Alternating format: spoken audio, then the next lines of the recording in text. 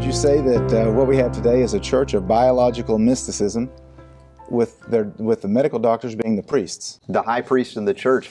You know, I modified that a little bit. I credit my good friend John Rappaport, investigative reporter. He's written a lot and been an inspiration in so many of these things, asking all the questions that no other reporter would ask.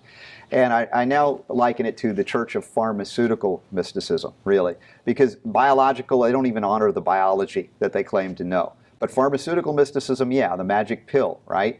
And this is something that is greatly concerning because I grew up with these magic pills and they devastated me. And I had to work very hard to undo the damage that was caused in me to my liver, to my digestive system, to every system of my body.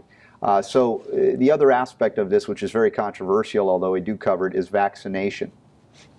They sacrifice children on the altar of this church of pharmaceutical mysticism with the needles of big pharma, as I call it. They argue that the only way we can survive childhood is to somehow elicit an artificial antibody response by injecting toxic poisons that you wouldn't put in the bottle of that same baby to make them drink. In fact, if you did, you might be charged with a crime, attempted murder. But yet they institutionalize this concept of injecting little babies with this.